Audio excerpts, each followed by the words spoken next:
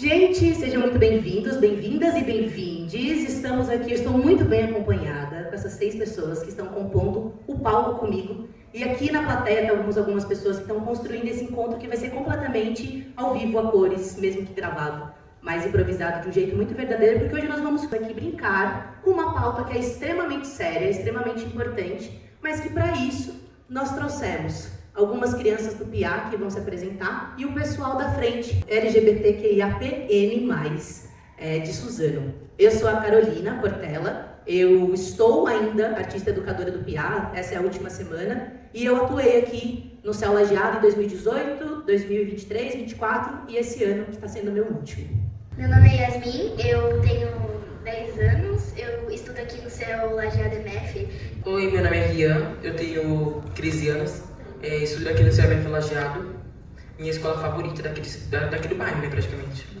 Oi, meu nome é Luá, eu tenho 13 anos e eu estudo aqui no CMF Lajeado. Oi, gente, eu sou o Marcos Farias, sou ator, sou também arte educador e faço parte da Frente LGBT de Suzano. Salve galera, me chamo Lauren Barbosa, mais conhecido como Lauren Doll. Também sou diretora da Frente LGBT, componho aqui com os meus amigos e amados. Sou redutora de danos, né? Trabalhei no contexto de levar informação pra galera sobre danos e também ajudo essa galera aqui juntos a organizar todo ano a parada LGBTQIAPN+, lá de Suzano. E é isso, e eu sempre gosto de falar que eu gosto de levar a Lauren Doll porque Doll é boneca, e eu sou a boneca que os meus pais me negaram na infância. Eu sou a Bel, sou de Suzano também, componho a direção da frente, também sou arte educadora, formada em dança, sou mãe solo também. Estamos aí construindo a frente LGBT de Suzano, a parada LGBT e outras coisas ali no território e no entorno também. Falando sempre sobre essa questão da diversidade, né, da pluralidade também, das questões LGBTs no nosso cotidiano, vai ser legal. Só para falar um pouquinho do PIA, porque a gente vai pegar carona muito numa palavra que ele traz, que é a brincadeira. O PIA é um programa de iniciação artística, ele acontece na cidade de São Paulo inteira, aconteceu aqui no Céu Lajeado, acontece acho que desde o começo. E a ideia é que através da brincadeira a criança tenha acesso a teatro, música, literatura, artes visuais. Então a gente consiga trabalhar com crianças de 5 a 13 anos, temas da sociedade, a identidade brasileira, a cultura brasileira. E entre uma das pautas do PIA, também por isso que eu falo dele, também tem a pauta identitária dessas crianças coloridas, dessas infâncias coloridas. Então acho que é muito importante e é muito legal que o Céu Lajeado esteja dando a cara a tapa nesse mês, né, de orgulho LGBTQIAPN+, para a gente poder de fato discutir isso com eles. Porque às vezes a gente fica com esse medo, com esse tabu de juntar a infância e essa temática, mas isso já está acontecendo, então que aconteça por um viés pedagógico. Eu queria trazer um texto para todos nós conversarmos, mas antes de começar com as perguntas das crianças, para a gente gerar um pouquinho de incômodo assim mesmo, né? Para a gente sustentar o desconforto e depois ir para um lugar construído coletivamente também de esperança. Eu peguei um dossiê da Associação Nacional de Travestis e Transsexuais do Brasil, que é a ANTRA. Eu não conhecia esse documento mesmo, também vai ser uma das referências que eu vou deixar, inclusive, anexada no vídeo, né, para quem quiser ler mais, conhecer mais também. Mas eu peguei uns pedacinhos para a gente discutir o quanto que essa temática já aparece também na infância, nos corpos adolescentes, nos corpos pré-adolescentes. Separei aqui assim. Apesar de uma redução de 16% nos casos de assassinato de pessoas trans em relação ao ano anterior, que foi 2023, o cenário permanece adverso, sem políticas públicas efetivas para combater essa violência. Isso se torna evidente ao observar que, mesmo com a diminuição nos dados registrados pela pesquisa, o Brasil segue sendo, pelo 16º ano consecutivo, o país que mais assassina as pessoas trans no Brasil. No mundo, quer dizer. A vítima mais jovem tinha 15 anos. E o perfil das vítimas permanece alarmante. Majoritariamente são jovens trans negras, empobrecidas, nordestinas e assassinadas em espaços públicos, com requintes de crueldade. Em 2024, foram assassinadas 122 pessoas trans e travestis. No comparativo dos anos 23 e 24, foi percebida uma queda de 16% no número de assassinatos. Ou seja, 23 pessoas a menos. Além disso, 117 assassinatos foram contra travestis e mulheres trans e transexuais, e 5 contra homens trans e pessoas transmasculinas.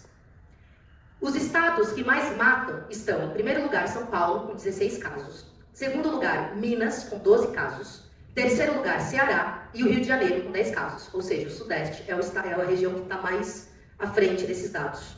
O Acre, Roraima e Rio Grande do Norte não tiveram caso. A maioria dos assassinatos foram fora da capital, em cidades dos interiores. A idade continua sendo um dos marcos mais assustadores quando observamos as informações contidas nos assassinatos. As jovens trans tinham entre 15 e 29 anos, tendo sido os alvos mais recorrentes das dinâmicas de violências, que alcançam esses corpos trans jovens com muita frequência. Os dados de assassinatos de pessoas trans menores de 18 anos ao longo dos últimos anos revelam uma tendência alarmante que merece uma atenção crítica. Em 2017, a vítima mais jovem tinha 16 anos, subindo para 17 em 2018. No entanto, a idade mínima caiu para 15 em 2019 e se manteve a mesma em 2020.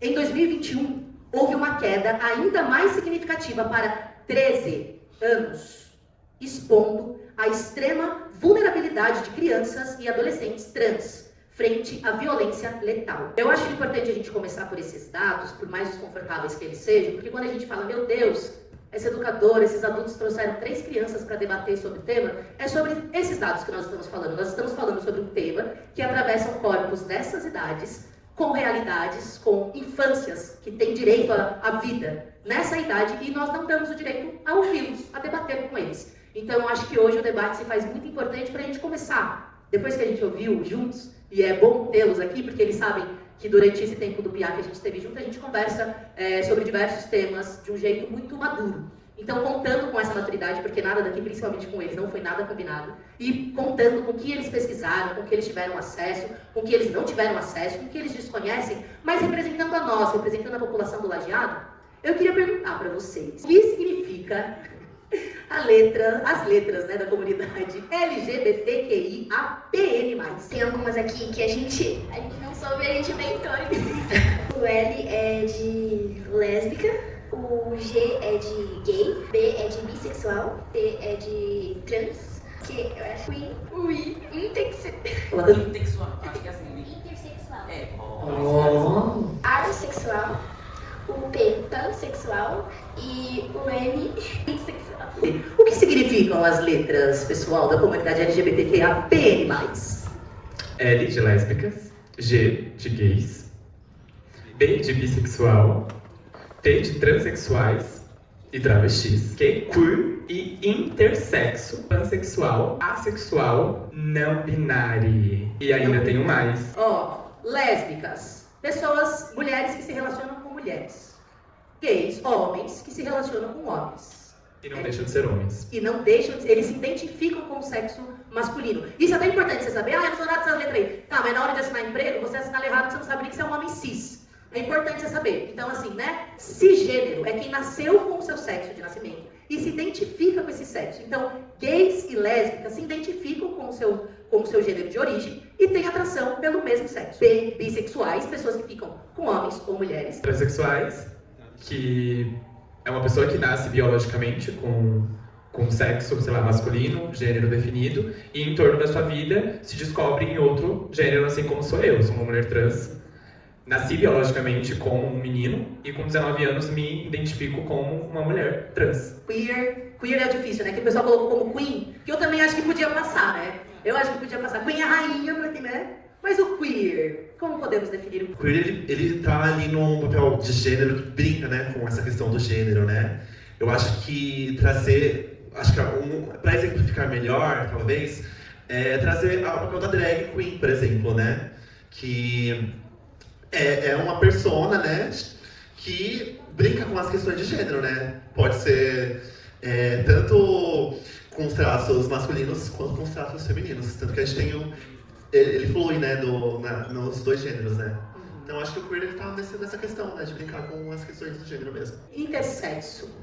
Essas são as pessoas que biologicamente, Caroline Rian, são as pessoas que biologicamente elas nascem com os dois sexos em potencial, né? Biologicamente há no corpo delas essa tendência, e aí elas podem escolher ou não, porque isso é polêmico, porque às vezes a família escolhe por elas, qual gênero, qual performance desse corpo vai administrar a vida dele. E vai, um exemplo claro e maravilhoso atualmente que eu acho que a gente tem até na política é a Carol Yara, né? Assexual. tá ligado à questão sexual mesmo, né? Que, vamos dizer assim, afetiva, né?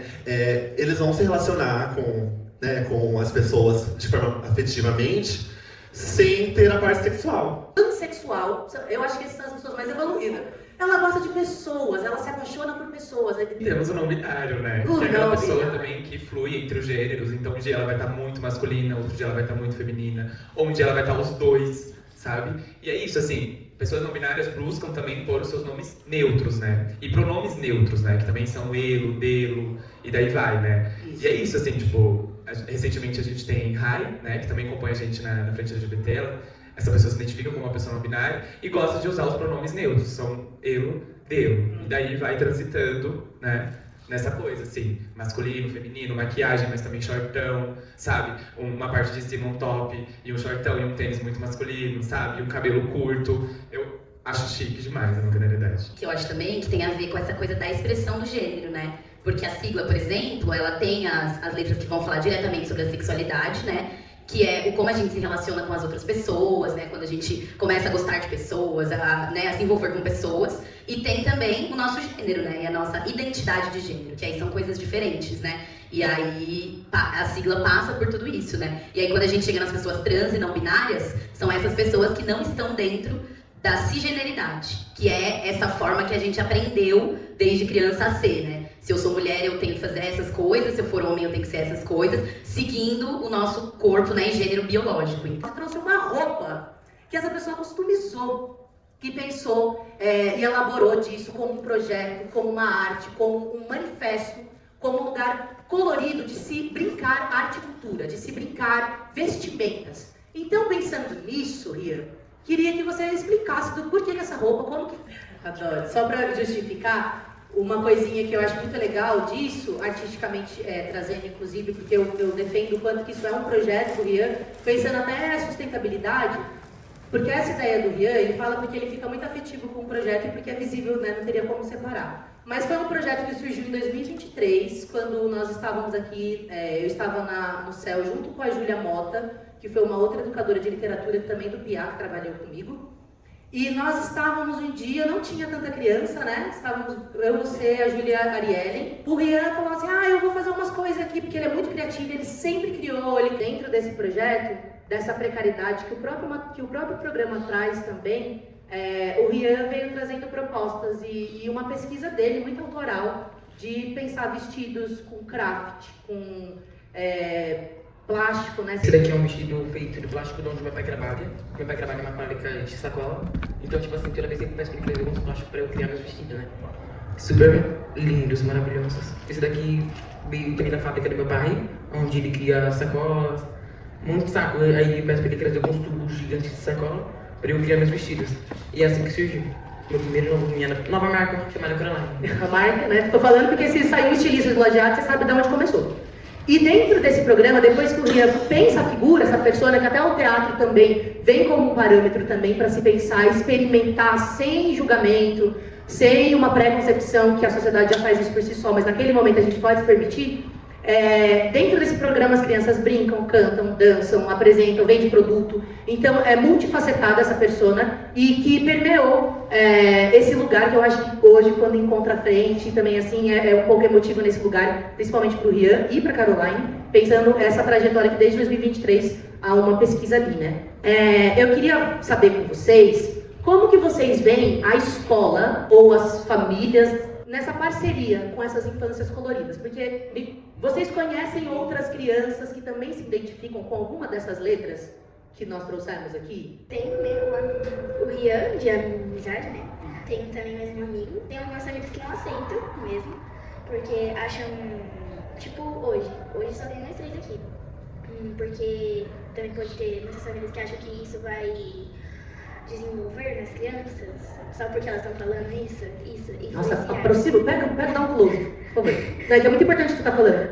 Influenciar as crianças sobre isso, só porque elas estão falando. Dependendo das escolas e dos alunos, tem muito preconceito, como se fosse humilhando a pessoa por causa do seu gênero. Dependendo do gênero, pode falar, não, que não chega perto da minha filha, porque você pode porque você pode influenciar minha filha. Eu não sei que eu vou entrar no quarto dele lá, como eu estudo na mesma escola que ela, tipo, é muito preconceito. Muito mesmo, nunca vi tanto preconceito. Tipo, tem pessoas no mundo que até se matam por causa disso. Tipo, do preconceito das pessoas. Isso daí leva muito errado. Tipo assim, tipo, bullying contra pessoas que são é crime. Crime mesmo, tá, pessoal? Quem tá achando tem que saber. É crime, tá?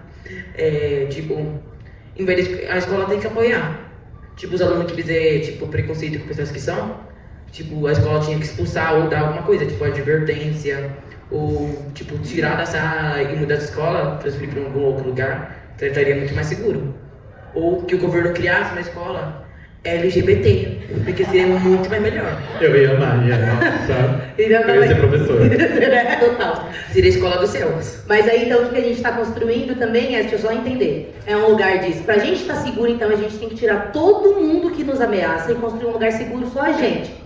Não seria, pensando no piá, vou fazer esse paralelo com o piá. Isso. Às vezes acontece da brincadeira, a própria Caroline, nem todo mundo, às vezes, principalmente os meninos, às vezes olhava a brincadeira e falava, eu não quero. O que a gente fazia? O que eu propunha enquanto educadora? É só sentar. Caso você não queira, quer de repente brincar com som? Quer de repente brincar com gravar? Dá pra achar outros lugares pra essa criança de repente se realocar e a gente brincar todo mundo tanto quanto. Isso mesmo. Você acha que dá pra brincar uma sociedade onde todo mundo pode ser quem quiser ser e sem atrapalhar o outro? Você acha que dá pra brincar que nem essas brincadeiras que a gente faz? Tipo, nem dá tanto assim, por causa que tem umas pessoas que são meio que difíceis. Mas, tipo assim, tem como. Algumas pessoas têm como sim dar muito de beleza. Tipo assim, tipo, a metade do planeta Terra. Tem umas pessoas que são, tipo, 90%. Tem pessoas que são que não dá pra dar aquele empurrinho. Mas, tipo assim, as 99 outras pessoas percentes tem como, tipo, que nem a gente. A gente consegue lidar e ainda criar algumas coisinhas, tipo assim. Já as outras 90 e poucas pessoas também, não tem como também, por causa que elas, tipo, acham que vão ser, tipo, humilhadas. Tipo, julgadas por estar ajudando um gay. O que vocês falariam para as famílias, pessoas, para os adultos? Vamos pensar assim, vocês estão aí entre 10 e 13 anos, né? Às vezes a gente também olha para vocês e fala, eles não têm maturidade para conversar aqui. Se eles não... Eu penso diferente, tenho certeza que nós pensamos diferente. Então, se vocês, com a experiência de mundo, com a visão de mundo, com a referência que vocês têm, se vocês pudessem dar um conselho... Eu daria o conselho de respeitar, porque a gente não sabe quando, tipo, eu julguei ele porque ele é gay. A gente não sabe o que ele sentiu, quando eu julguei ele, se ele se sentiu triste, se ele se sentiu com raiva. Eles têm que respeitar, assim. Eu acho que todo mundo deveria respeitar, não deveria julgar o outro. Eu acho desrespeitoso isso mesmo. A dica que eu vou ajudar esses seres humanos que merecem de ajuda, sem preconceito. É só aceitar, sem julgar. É o mesmo ser humano que tá na sua frente. Tipo, que eu sou sou menino, mas consideradamente eu me considero como os dois. Tipo, tô vendo a minha amiga ali na frente. Aí eu passo assim e julgo ela. Eu tô esquecendo que ela é um ser humano. Pra que eu vou julgar? Sabendo que ela é, tipo, um irmão próximo. Um familiar que você não fala, que você não sabe quem é. Tipo, na minha família eu tenho muitos primos. Então, tipo assim, se alguém passar na rua e julgasse uma pessoa, eu ia defender essa pessoa. Por conta que eu acho que é muito preconceito. Uma pessoa que é, e aí eu prefiro essa pessoa aí, essa pessoa vai lá ver uma famosa, e essa pessoa pode caçar seus direitos. Aí essa pessoa que julgou, é presa, enfim. Mas, gente, é sério, sem julgar. É uma única regra. E também os diretores, tá? Diretores. Sem preconceito, tá? Também. Como que foi a escola para vocês? A escola, né, é o nosso primeiro lugar onde a gente encontra com outras pessoas, né? Pessoas muito diferentes. E eu acho que, infelizmente, ela é o primeiro gerador de grandes traumas, né, na nossa vida. Porque as violências ali, elas acontecem muito e a gente ainda tem muitos avanços para acontecer nesse sentido que o Rian falou também, de ter ali uma estrutura, né, de ter um núcleo como isso que a Carol está fazendo, ou que outros professores e profissionais fazem, de falar sobre os assuntos, né? Porque, de fato, não falar sobre os assuntos faz com que a gente não saiba lidar com eles, né? Então, quando a gente fala, não vamos falar sobre isso, como a Yasmin falou, porque senão a criança vai, nossa, vamos falar de gay aqui, vai sair todo mundo gay. E não é assim que funciona, né? A gente sabe. Então é muito importante falar, porque aí a gente tem informação. E quando a gente tem informação, o que a gente faz? A gente se torna dono das nossas próprias vontades, né? Então, se eu tenho informação de que é crime, que a LGBTfobia é crime, que a transfobia é crime previsto por lei, e a pessoa ela pode sim ir presa, assim como racismo, eu tenho a informação de que isso não pode acontecer, né? Mas nem sempre, aliás, a gente não cresce num mundo que quer que a gente tenha informação. Então, nossa, eu fui para um outro lugar, né?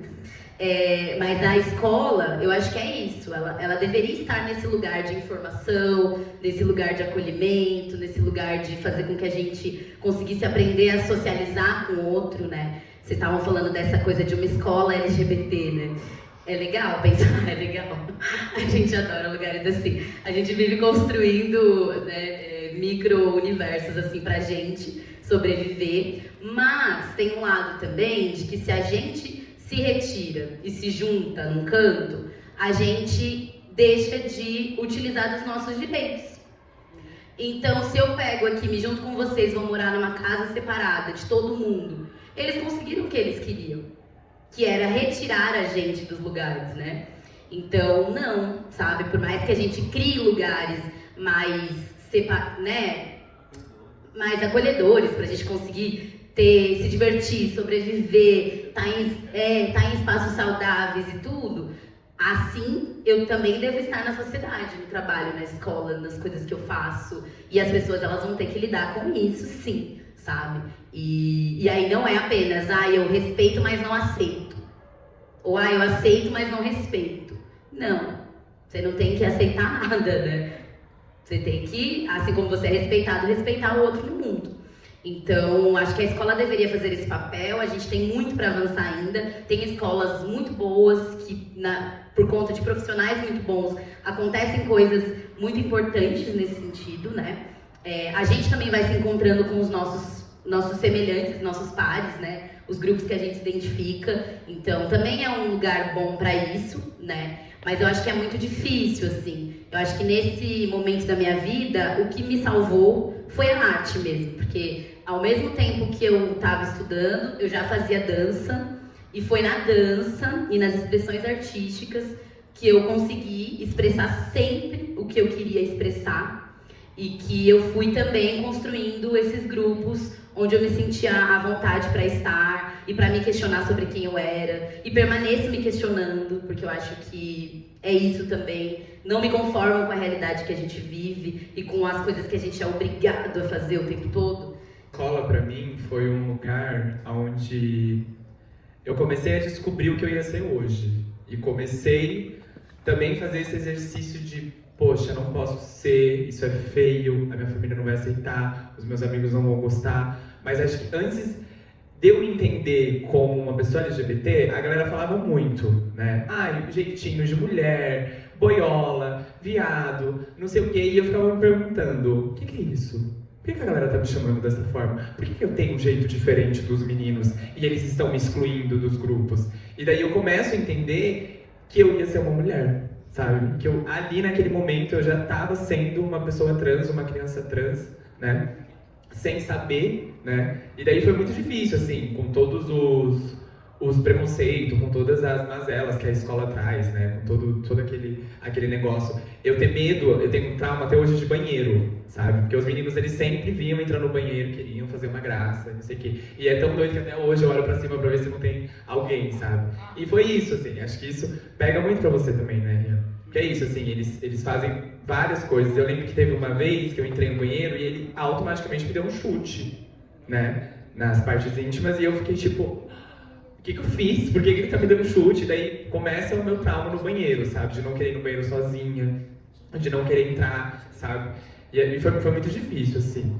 E hoje eu resignifico isso, né? No começo da minha fala eu falei que eu coloquei a boneca que os meus pais e toda essa galera da escola também me negou, né? Porque não pode brincar de boneca. Você, se quiser, vai brincar com os meninos hoje de bola ou de pipa, mas as meninas têm que ficar sozinhas. E eu sempre me identifiquei muito com o universo feminino, sabe? Sempre. As minhas amigas da escola eram mulheres. Assim, eu corria pra elas, sabe? E daí conseguia imaginar e ter outras brincadeiras também, né, que não fosse só com os meninos, porque eu não gostava das brincadeiras dos meninos, sabe? Não era legal não brilhar nos meus olhos. Eu gostava do cabelo, da maquiagem, da unha, da boneca, do carrinho de criança, sabe? Da loucinha. Então, é muito doido isso, né? E daí eu chego hoje com 23 anos, né, sendo uma mulher trans, né, tipo... E a transexualidade, pra mim, ela me volta muito na infância, sabe? Eu fico muito passada quando eu tô no meu dia a dia, quando eu tô com as minhas coisas.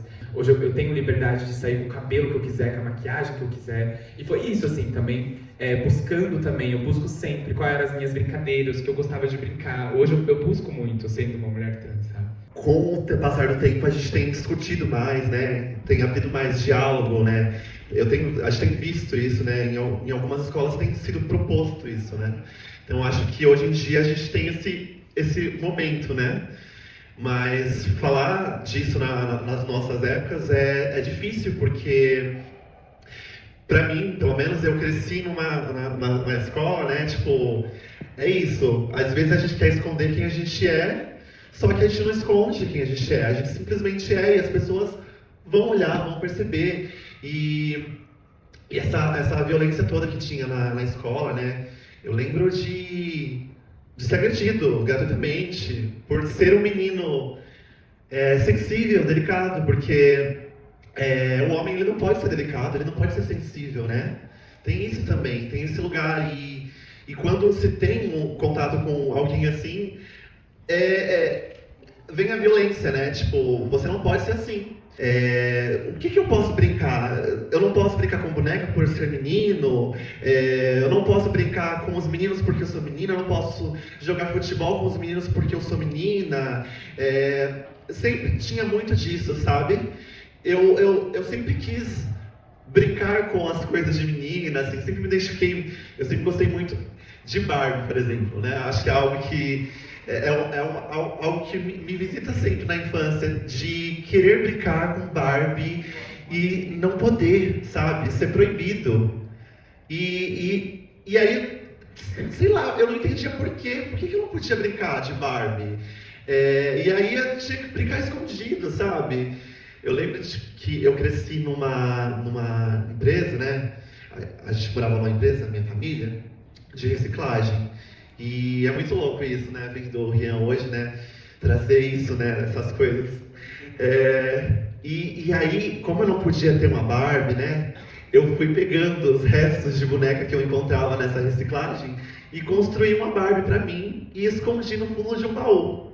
De esconder peruca, que ela chegou a comprar e escondia do pai, né? E o quanto a gente, às vezes, acaba se escondendo quem a gente é. Bom que a gente está podendo ter esse diálogo hoje, né? Enquanto arte educador também, quando eu estou na sala de aula com as crianças, construir esses espaços de diálogo, de acolhimento, de conversar sobre o diferente, o que é ser diferente, e todo mundo criar essa rede de acolhimento, de apoio para todo mundo, né? Acho que independente de ser LGBT ou não, criar uma rede de acolhimento para todos, né? Para que todos se sintam à vontade para ser e existir e performar o que quiser. E até 1990, a OMS, né, a Organização Mundial da Saúde, considerava a homossexualidade como esse sufixo do homossexualismo, né, como uma doença.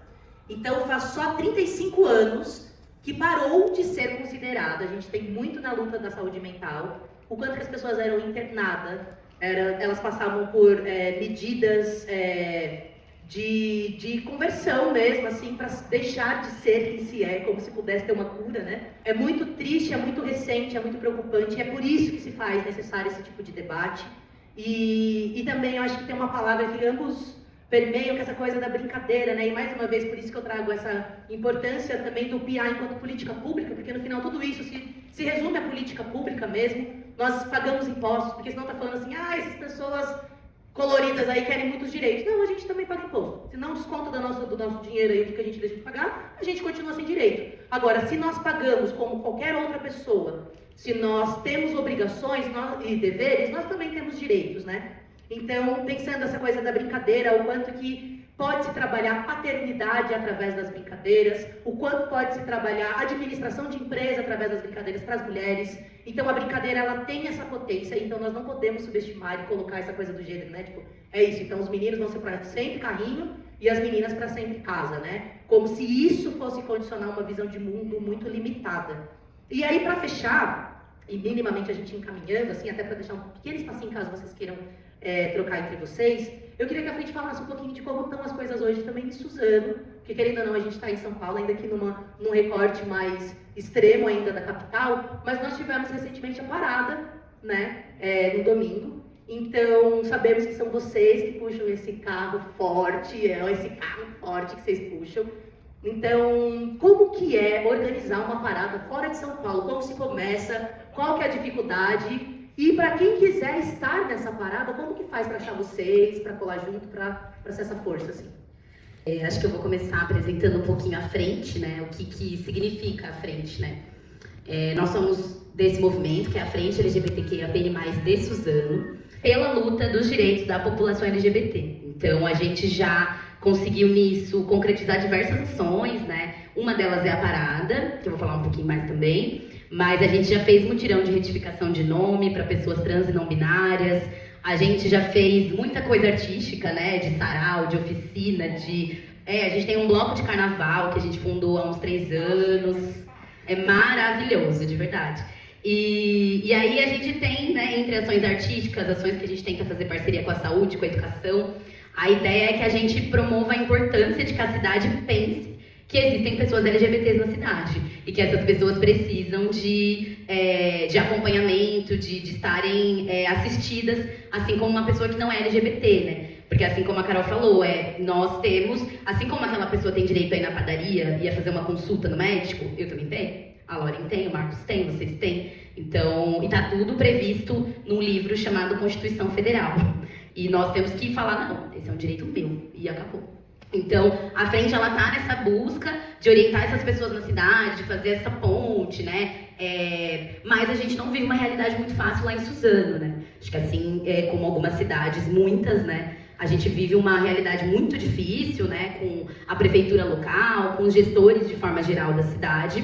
Então, vem sendo uma trajetória difícil, né? De embate, de tentativas, mas a gente faz ainda assim. Dentre essas coisas temos a parada, que vai para o 4º ano agora. Então, começou em 2021, 2, 3, 4... 2, 3, 4, 5. Começou em 2022 e de lá, todo ano, a gente tem a parada que acontece em julho. A nossa parada vai acontecer dia 20 de julho, em Suzano. Esse ano a gente tem o tema e o lema, né? A revolta é periférica, trabalhar menos, trabalhar todes, produzir o necessário e redistribuir tudo.